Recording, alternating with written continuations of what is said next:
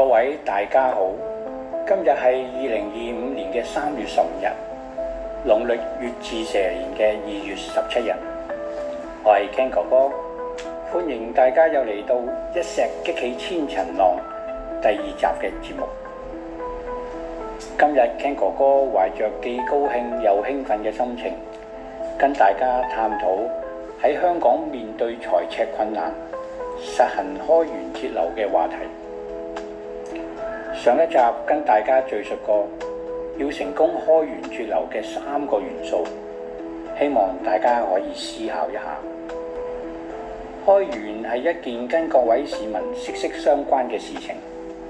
係一個好開心嘅議題。今日一石嘅主題係推動香港賽馬會成為國際博彩娛樂中心。香港賽馬會成立於1884年嘅11月4日，已經超過140多年，係香港最大嘅單一納稅機構，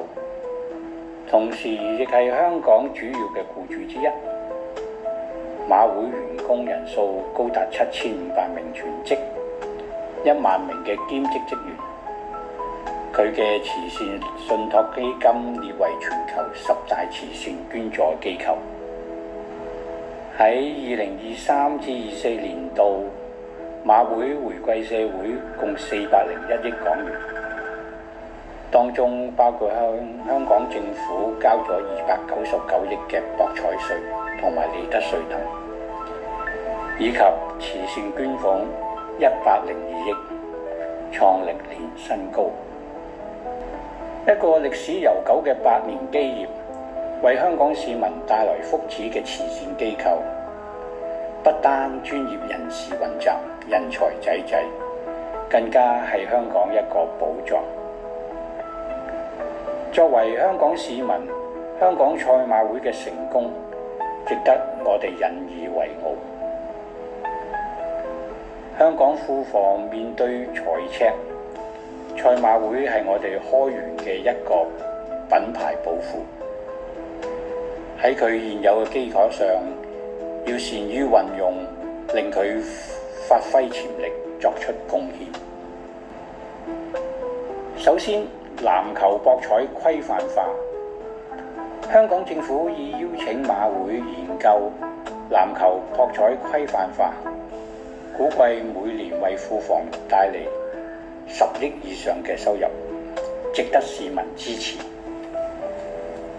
第二，發展育馬業，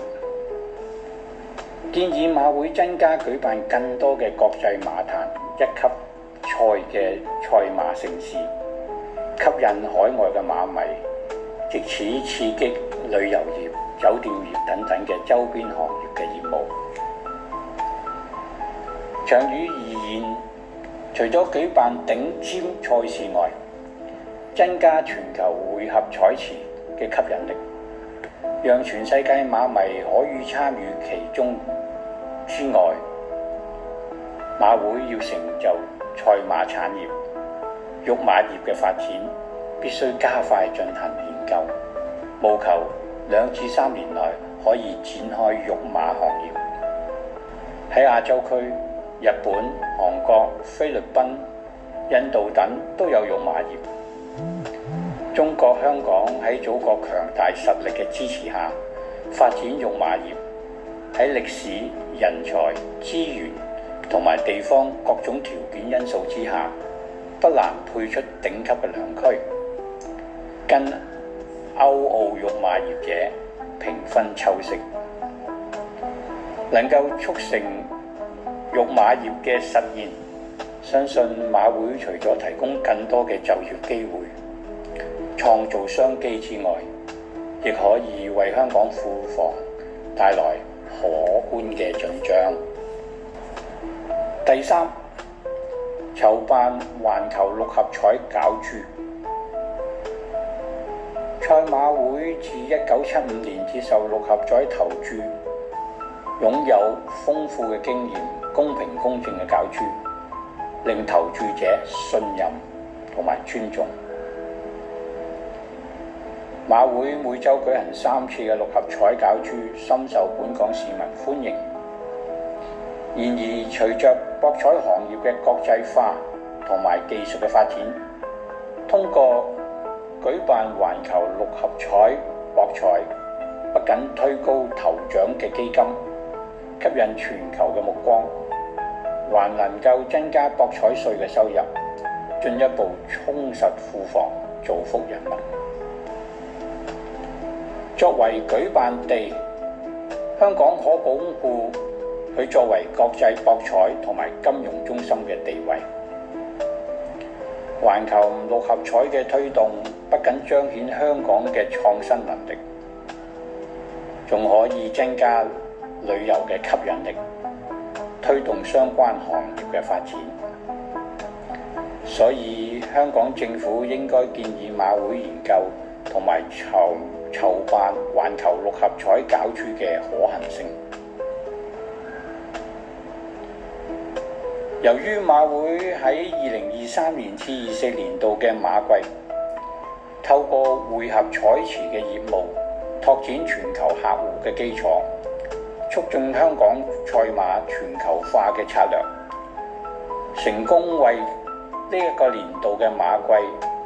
匯合彩池投注額增加至港幣288億。有呢個經驗同埋基礎，相信馬會主辦環球六合彩攪珠嘅能力綽綽有餘。Ken 哥哥期望馬會早日成功地作出長短線嘅開源項目，為香港庫房同埋慈善嘅捐助作出更多嘅貢獻。喺節目結束之前，Ken 哥哥了解到平和基金自2005年積極監察香港人參與賭博活動嘅比率，由當年超過80%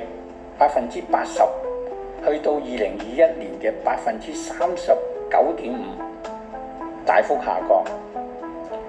出現病態賭徒嘅人口比率由2016年嘅1.4%下降至到2021年嘅